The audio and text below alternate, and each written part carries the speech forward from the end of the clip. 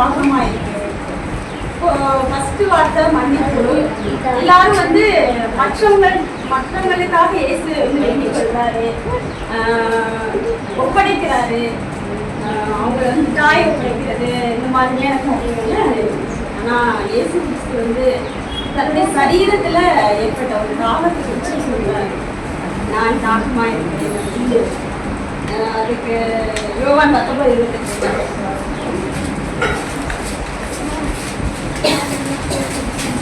அதன் பின்பு எல்லாம் முடிந்தது என்று இயேசு அறிந்து வேத வாக்கியம் நிறைவேறத்தக்கதாக தாகமாய் இருக்கிறேன் என்றார்.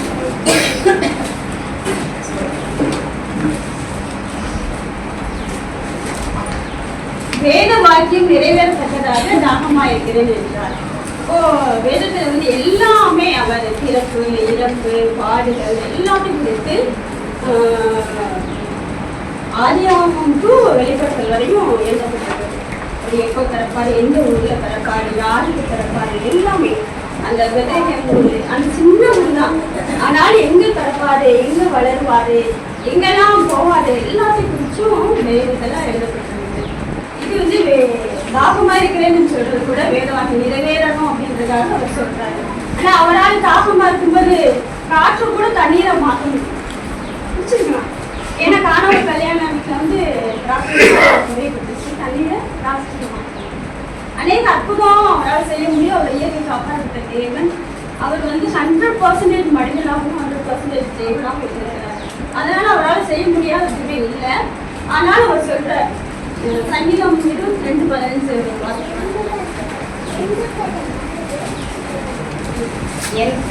என் பலன் ஓட்டை போல் காய்ந்தது, என் பலன் ஓட்டை போல் காய்ந்தது, என் நாவும் மேல்வாயோடு ஒட்டி கொண்டது, என்னை மரண துளிலே போடுகிறேன். தண்ணி தாகமா இருக்கும்போது நமக்கு இப்போ ஸ்டெப்ஸ் ஏறி வந்தோம்னா தண்ணி தாகம் இருக்கும்.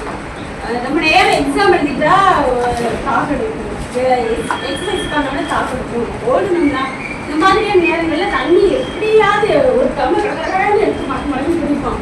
ஆனா இவருக்கு வந்து தண்ணி தாகம் இருக்கும். ஒரு நாள் ஃபுல்லா ஃபர்ஸ்ட் டே அரெஸ்ட் பண்ணிட்டு கூட்டிட்டு போறாங்க நைட்ல. மறுநாள் சாயங்காலம் வரையும் தாகத்தோட இருக்கிறாரு. ஆனா அவர் சும்மா அப்படி கூட்டிட்டு போய் பாப்பா அப்படின்னு கூட்டிட்டு போயிட்டு நல்ல புல்கரையெல்லாம் பார்த்தா அந்த மாதிரி புல்கரையில கூட்டிட்டு போய் சிறையில அடையல. கரட்டு முறையில கபாலஸ்தலம்ன்றது வந்து ஒரு மலை. அது மண்டையோடு போல மலையோட சேர்க்கும் அப்படியே வருவன்னு இருக்குமா இல்லை. ஆனால் அது மேடு பள்ளம் கல் முள்ளு. இப்போதான் நம்ம ஒரு மினிஸ்டரோ யாரோ வர்றாங்க அப்படின்னா ரோடெல்லாம் அலங்கரிக்கப்பட்டு நீட்டாக இருக்குது. ஒரு சாதாரண மனிதனுக்கு அவ்வளோ வரவேற்பு. நம்ம ஏசு கிறிஸ்து வந்து சிறுமை அறையை செல்றாரு. அவர் வந்து ஈஸியாக போயிருக்க வாய்ப்பு இல்லை. அநேக தரம் வந்து அவர் என்ன பண்ணியிருப்பாங்க, கூட்டிட்டு போய் திட்டிருப்பாங்க. விசாரணைக்கு அழைச்சிட்டு 6 பேருக்கு போயிருக்கிறார். காய்பா அண்ணா எல்லாத்துக்கும் மாறி மாறி போய் அவர் அநேக இடத்துல வந்து அவரை வந்து விசாரணை பண்ணிட்டே இருக்கும், அலைக்கழிச்சுக்கிறாங்க. அங்கே போயிட்டு போயிருக்காங்க, அவமானப்படுத்துகிற சொன்ன சிஸ்டர் சொன்ன மாதிரி கண்ணத்தில் அறைய நம்ம யாரும் விட மாட்டோம். நமக்கு வந்து அவமானமா தெரியும். இந்த சின்ன பிள்ளை போல கண்ணத்தில் அறை வாங்கிக்கிறாரு, காதிக்கு போயிருக்கிறாங்க. அவ்வளோ அவமானம். பைபிளில் போட்டிருக்குது, அவருடைய முதுகு உள்ளப்பட்ட நிலம் போல இருந்தது. நிலம் சின்ன பிள்ளைக்கு தெரியாது, பெரியவங்க தான் தெரியும். அதை வந்து கரடு முரடா இருக்க நிலத்தை உழுத்து அப்படியே சமப்படுத்துவாங்க. அது போல அவர் மேலா இருக்கிற அந்த நிலத்தை எப்படி சமப்படுத்துறாங்க, அது போல அவர் முதுக வந்து ஒரு சாட்டையினால் அடிச்சு, சாட்டைன்னு சும்மா சாதாரண சாட்டை தான், அந்த காலத்துல கொக்கி இருக்குமாங்க, ஒரு நுண்ணில வந்து கொக்கி போட்டு வச்சிருக்காங்க. அந்த 7 இடத்துல கொக்கி அதை ஒரு தடவை பிச்சு இழுத்துச்சுன்னா சரீரத்தை அப்படியே சதையை பிச்சுட்டு வரும். அப்படிப்பட்ட உலகம் போல நிலமா இருந்தது. வேதனை கலையில வேதனை. அதுக்கப்புறம் சாகும்போது விட்டாங்க. கடைசியில ஒரு விழாயில இருந்து ஒரு பட்டையை இறந்துட்டாங்க. எல்லாருமே அவருக்கு இறக்க மாட்டாங்களா. ஆனா இவங்க இயேசு கிறிஸ்து மாத்திரம்னா முதல் நாள் ஒரே நாள் இறந்துக்கிறாரு. ஆனா வந்து சேவகர்கள் என்ன பண்ணுவாங்கன்னா காவல் காத்து உட்கார்ந்துருப்பாங்க. இவங்க சாகும்போது எத்தனை நாள் ஆகும்போது தெரியாது. அதனால என்ன பண்ணுவாங்கன்னா அவங்களுக்காக வேண்டி கொண்டு போய் காடி வச்சிருப்பாங்க. அது வந்து தாகத்தை வந்து தீர்க்கக்கூடிய ஒரு பானமா, அது அவங்களுக்காக வைக்கப்பட்டிருக்குமா. இவருக்கு தாகமாக்கி கேட்கும்போது அந்த கசப்பு கலந்த காடியை எடுத்து அவர் குடிக்க கொடுக்குறாங்க. ஆனால் அவர் வந்து விசுவாசமானது இல்லாததுனால, ஏன்னா நமக்காக அவர் வந்து தண்ணி கூட நம்ம குடிச்சு அவங்களுக்காக நம்மளுடைய பாவம் சாபம் எல்லாம் நீங்கணுன்றதுக்காக அவர் வந்து அதெல்லாம் தியாகம் பண்ணிருக்காங்க. நம்ம வந்து ஒரு நேரம் சாப்பாடு தியாகம் பண்ணுறோமா, உபவாசமா இந்த தண்ணி இல்லாம இருக்க முடியாது.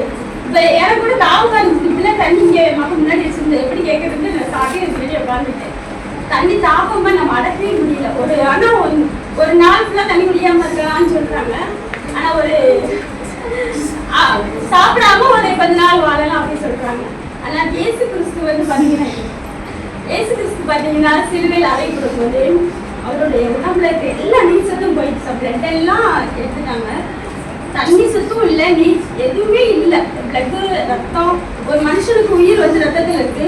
அந்த ரத்தமும் போயிடுச்சு. ஒரு சொட்டு ரத்தம் இல்லாம அவர் வந்து நம்ம சிந்தனையில இருக்கிற பாவங்களுக்காக வேண்டி முழுடி சுத்தப்பட்டிருக்கு.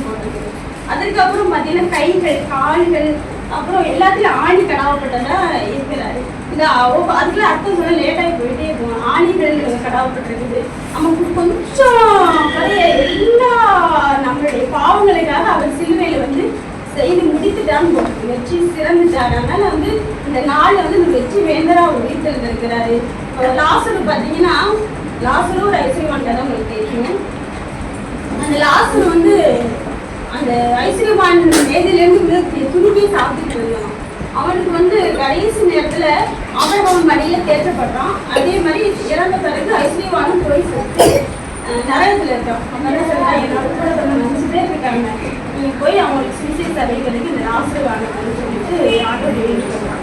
அது ஏன் நம்மதான் பாவத்தை மறைச்சு நரகத்துக்கு வந்துட்டு நம்ம சகோதரர்களும் செத்துடக்கூடாது, அவங்களும் நரகத்துக்கு வரக்கூடாதுன்றதுக்காக அவங்க என்ன பண்றா, ஜோம் பண்றான். ஆனா நம்ம கூட பிறந்தவங்க, நம்ம அண்டை வீட்டாரவங்களுக்காக நம்ம பாவத்தை பெற்றோமா இல்லை. அவங்களுக்கும் எல்லா சுவிசேஷத்தையும் பேசினாங்க, ரட்சிப்பு குறித்து பேசினாங்க. ஆனா இயேசு கிறிஸ்து வந்து ஆத்ம தாகத்தோட இருக்கிறாரு.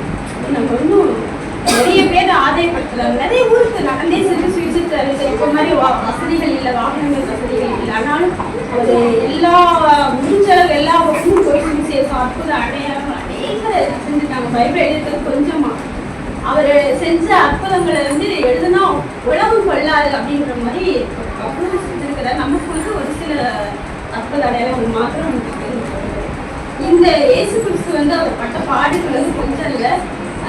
எந்த ஐஸ்வர்யமானது இருக்கிற பாரம் நமக்கு சகோதரர்கள் எப்படி ரட்சிக்கப்படலை, அவங்களும் நிறைய சொல்லக்கூடாது டாக்டருக்கு. அது போல நமக்கு தாகம் வேண்டும், தாகம் உள்ளவர்களாக இருக்கணும். நம்ம வந்து எல்லாருமே வந்து கிறிஸ்தவங்க தான், ரட்சிக்கப்பட்டவங்க தான். அதனால முழுமையான ரட்சிப்புகள் இருக்கணுமா என்னன்னு தெரியல.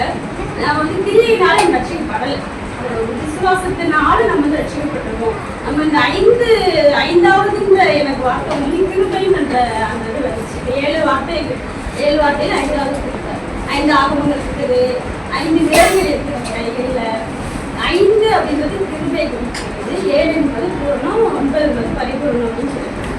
இந்த கிருபையினால தான் நம்ம ரட்சிக்கப்பட்டிருக்கோம். கிருபை இல்லை அப்படின்னா நம்ம இப்போ வந்து நிலைச்சிக்கவே மாட்டோம். இந்த கிருபையினால நான் வந்து நல்லவன் இருந்தனால தான் ரட்சிக்கப்பட்டோமோ அந்த தேவன் தெரிஞ்சிருக்காரோ நான் நினைச்சிருக்கோம். நீங்க அந்த நல்லவங்களா இருந்ததுனால உங்களுக்கு தெரியாது, பாவிகளா இருக்கையே அவர் நம்ம பாவம் செஞ்சு அக்கிரமம் செஞ்சு தேவனுக்கு தூரமா போயிருக்கோம். தூரமா இருந்த அவர் வந்து அவருடைய ரத்தத்தினால சமீபமா இருக்கிறாரு அப்படின்னு வேதத்துல அவர் வாசிக்கிறாரு. வாசிப்பாங்க.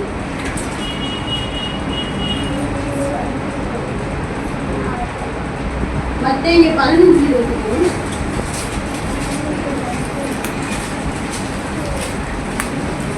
அவனுக்கு பிரதித்திரமாக அவர் ஒரு வார்த்தையை சொல்லவில்லை. அப்பொழுது அவருடைய சீசர்கள் வந்து, இவள் நம்மை பின்தொடர்ந்து கூப்பிடுகிறாளே, இவளை அனுப்பிவிடும் என்று வேண்டிக் கொண்டார்கள்.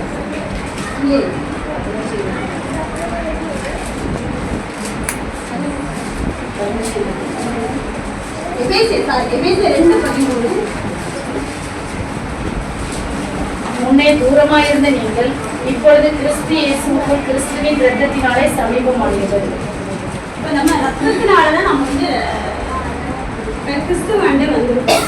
இயேசு கிறிஸ்துவோட ரத்தம் தான் நம்மளை வந்து மீட்டு எடுத்துக்கிறது, பாவத்தில் இருக்கிறது விசுவாசிச்சிருக்கிறோம், அதனால நம்ம ரட்சிக்கப்பட்டிருக்கோம், கிருபையினால ரட்சிக்கப்பட்டிருக்கிறோம்.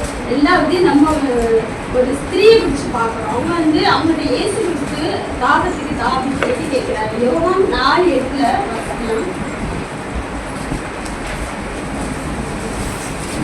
அப்பொழுது சமாரியா நாட்டாளாகிய ஒரு ஸ்திரீ தண்ணீர் கொள்ள வந்தால், இயேசு அவளை நோக்கி தாகத்துக்கு தா என்றார். இது வந்து உயிரோடு இருக்கும்போது நடந்த சம்பவம். கலிலேயாவில இருந்து சமாரியா நாட்டுக்கு போறாரு. கலிலேயாவுக்கு போகும்போது சமாரியா நாட்டு வழியா போறாரு. அப்போ அந்த சமாரியால ஒரு யாக்கோபுடைய கிணறு, பழைய காலத்து கிணறு, எத்தனோ ஆண்டு காலமோ எத்தனோ வருஷமோ தெரியாது, 1000மோ 2000க்கு முன்பாக தோண்டப்பட்ட கிணறு அது இருந்தது. அந்த சமாரியா நாட்டுல யாக்கோபு சொல்லிங்கன்னா அது கிணறு அது இன்னும் பத்திரமா இருக்கு பாருங்க. அப்போ அங்க வந்து தண்ணீர் மேல ஒரு ஸ்திரீ வரா. அவள் வந்து எப்படிப்பட்டவள் அப்படின்னா பாவியான ஒரு ஸ்திரீ போல. அதனால யாரும் வராதப்ப இந்த மதியான வேலை, 6 மணி வேலை அப்படின்றது வந்து மதியான நேரத்துல தண்ணி எடுக்க வரா. தண்ணி எடுக்க வரும் பொழுது இயேசு கிறிஸ்துவும் சீசர்களும் வர்றாங்க. அந்த சீசர்கள் ஊருக்குள்ள போய் சாப்பாடு வாங்குறதுக்காக உள்ள போறாங்க. சாப்பாடு வாங்கிட்டு வர்றதுக்குள்ளே இங்கே ஒரு ஆத்மா ரட்சிக்கப்படுறாங்க. இயேசு கிறிஸ்து போய் அந்த ஸ்திரீட்ட எனக்கு தண்ணி அப்படின்னு சொல்லி கேட்குறாங்க. இப்போ நீ அவங்க உங்களுக்கு ஒன்றுமே இல்லையே, குடம்புல நம்ம வாட்டர் கிணச்சு அந்த இடத்துல குடம் மூத்தியோ ஒன்று கையில் இருந்தோம், உங்கள்கிட்ட இல்லையே, எப்படி வந்து கொண்டு போடுவீங்க, எப்படி வாங்குவீங்க அப்படின்னு சொல்லிட்டு கேட்குறாங்க. அப்போ நீ வந்து நான் யாருன்னு நீ எடுத்துருந்தாலும் நீயே வந்து எனக்கு தண்ணீர் கேட்குற அப்படின்னு சொல்லியிருக்காங்க. அப்படி தாகடிக்காத தண்ணீர் எனக்கு தாங்க இருக்கு அப்படின்னு சொல்லியிருக்காங்க. தாகடிக்காத தண்ணீர் அப்படின்னு சொல்லிட்டையும் எங்களுக்கு தெரியும் மேசியா ஒரு வருவாரு, அவர் தருவாருன்னு தெரியும், அவர் தான் நான் அப்படின்னு சொல்றேன். மேசியா வந்து வருவாருன்றது கூட அந்த பாவியான ஸ்திரீக்கு தெரியுது.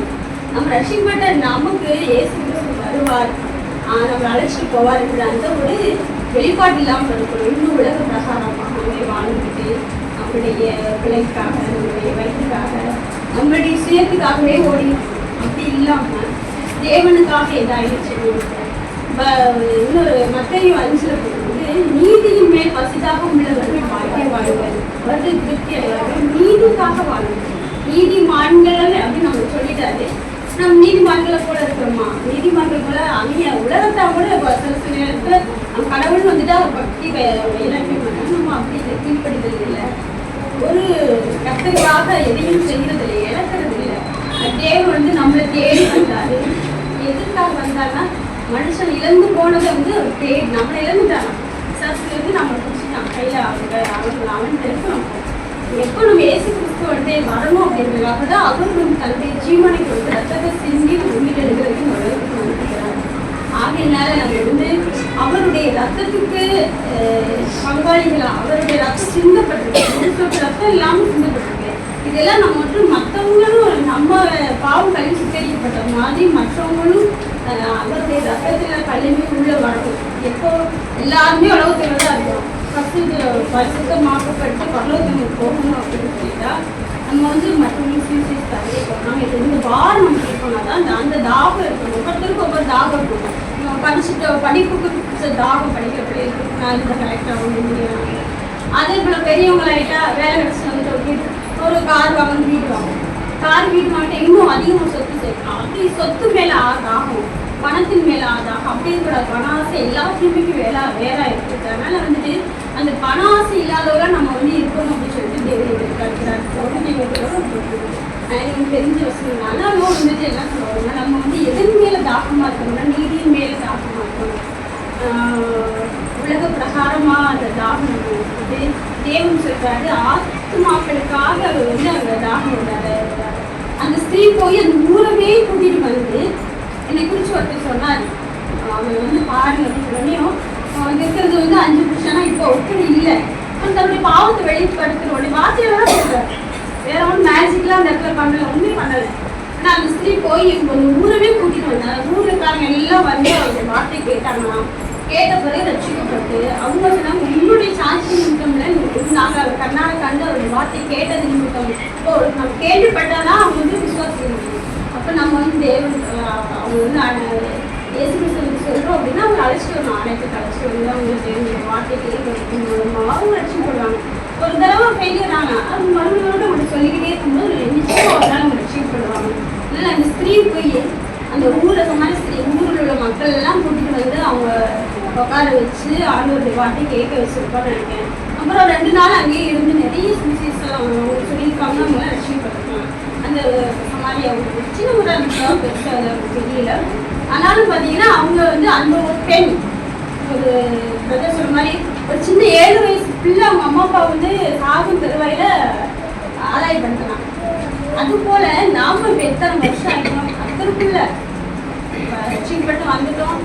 எனக்குலாம் எனக்கு ரொம்ப வயசு ஆயிடுச்சு. ஆனாலும் வந்து ஆத்மாக்கள் ஆதாயப்படுத்தலை, நானும் திட்டப்பட்டேன்.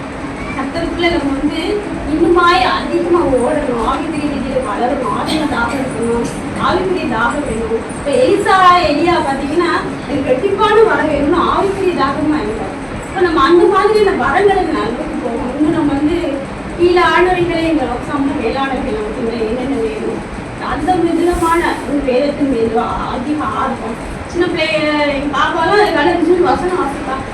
ஸ்கூலில் ப்ரேயர் கூட பண்ணால் வசனம் படிக்காமல் வேலையை சாப்பா டீம் அப்படின்னு அப்படின்னு கூட உலகத்துக்கு முக்கியத்துவம் கொடுக்காம பேசுடைய காரியத்துக்கு முக்கியத்துவம் கொடுக்கணும். அதில் வேத வாசிக்கிறது கட்டளை வாசிக்கிறது சொல்றதுலையும் நம்ம வந்து முக்கியத்துவம் கொடுக்கணும். இன்னும் கொஞ்சம் காலம் இன்னும் எப்போ கட்டளை வருகை வரும்னு சொல்ல முடியாது. அவருடைய வருகைக்கு நம்ம ஆயுதங்களாக இருக்கணும். அவரை எதிர்நோக்கி போக எத்தனை பேர் நம்ம ஆயுதமாக இருக்கணும் தெரியல. இப்போ வந்தாலும் நம்ம போகணும். அந்த மாதிரியான நிலைமை நம்ம ஒவ்வொரு நாளும் காணப்படணும். அதுக்குன்னா நம்மளுடைய ரத்தத்தை கொண்டு நம்ம ஒவ்வொரு நாளும் பரிசுத்தப்படுத்திக்கிட்டே இருக்கணும். பரிசுத்தமாக இன்னும் பரிசுத்தமாக்கணும். நான் பரிசுத்தமாக இருக்கிறேன், காசு நான் ரசிக்கப்பட்டேன், நாசான எடுத்துட்டேன், நான் கற்றுக்கிட்ட போஜனம் திருவிழி கலந்துக்கிறேன், நான் கரெக்டாக இருக்கேன்னு யாரும் சொல்ல முடியாது.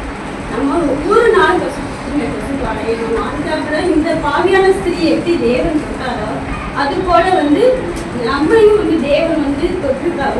ஒரு காலத்துல நம்ம அனைவருக்கு வந்து ஆசீர்வாதம் மாறணும். இன்னும் நிறைய சொல்றதுக்கு தேவையில்லை. அடுத்த நேரம் பற்றி சான்ஸ் கொடுக்கணும். 20 நிமிஷம் முடிஞ்சிச்சு. அதனால வந்து தாகத்தோடு எப்படி அவர் தாகம் தீர்க்கப்பட்டதோ அது போல நம்மளுடைய தாகத்தையும் அவர் தீர்த்தார். நம்மளும் அனைவருடைய தாகத்தை தீர்க்கக்கூடியவர்களா கர்த்தருடைய வார்த்தையை சொல்லும் பொழுது அவங்க சொல்றாங்க. கடைசி ஒரே ஒரு வார்த்தை வெளிப்படுத்தல், ஆவியும் மனவாட்டியும் வா என்கிறார்கள், கேட்கிறவனும் வா என்பானாக. தாகமாய் இருக்கிறவன் வரக்கடவன், விருப்பமுள்ளவன் ஜீவ தண்ணீரை இலவசமாய் வாங்கிக் கொள்ள கடவன். விருப்பம் இருந்தால் ஜீவ தண்ணீர் வந்து இலவசமாக கொடுப்போம். நம்ம இலவசமாக வாங்கணும். யாரும் காசு கொடுத்து நம்ம வந்து ரசிக்கப்படலை. எல்லாமே நமக்கு இலவசமாக தான் கிடைச்சிருக்கு. ரசிப்பு இலவசம், திருப்ப இலவசம், எல்லாமே இலவசமாக பெற்றுக்கொள்ளோம். நம்ம இலவசமாக மற்றவங்களுக்கு கொடுப்போம். அந்த ஜீவ தண்ணீரை வந்து மற்றவங்களுக்கு கொடுக்கக்கூடியதாக இருக்கும். இந்த ஜீவ தண்ணீர் எதுக்கு அடையாளம்னா பரிசுத்தாவியானவர் அடையாளம். பரிசுத்தாவியானவர் உள்ள வந்துட்டு அவர் நடத்துவார்.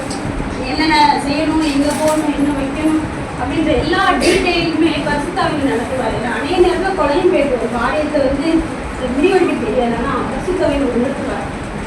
சொல்லிடுவார் முன்கூட்டியே அடுத்து என்ன நடக்க போகுதுன்றது சொல்லுவார். எங்கே போகணுன்றது சொல்லுவாருன்னா பரிசுத்தாவியனுடைய அபிஷேகத்தை வாங்கிங்க. அது வந்து நம்ம பெற்றுக்கொள்ள பரிசுத்தாவியனுடைய அபிஷேகம் இடைவும் நமக்கு இருந்துச்சு. அவர் வழிநடத்தல் இருந்துச்சுன்னா ஒருவரும் உங்களுக்கு பொறிக்க வேண்டியது பரிசுத்தாவியும் நமக்கு பொறிப்பாங்க. இந்த வசனத்தின் மூலம் நம்ம வார்த்தை தான் தேவன், தேவன் தான் வார்த்தையாக இருக்கிறாங்க எவ்வளோலாம் பார்க்கலாம். அதனால வந்து வசனத்தின் மூலமா வந்து நம்மளோட இடைபடுவாரு. கர்த்தருடைய வார்த்தை வந்து நம்மளோட பேசும். அதை வந்து விசுவாசிக்கணும். விசுவாசம் இல்லாமல் வந்து நம்ம தேவனுக்கு சேரவே முடியாது. விசுவாசத்தை கொண்டு தான் நம்ம ரட்சிக்கப்பட்டிருக்கோம். அதனால வந்து விசுவாசிக்கிறவங்க வந்து தாகமாக இருந்தால் என் இடத்துல வாங்க, நான் உங்களை தண்ணீரை வாங்கி பாருங்க. அது நிறைய வசன தாகத்தை குடிச்சு இருக்குது. அதனால இப்போ சொல்கிற நேரம் எனக்கு டைம் முடிஞ்சதுனால சரி இதுலையாவது பண்ணிட்டு அவங்களுக்கு சீக்கிரம் தான் வர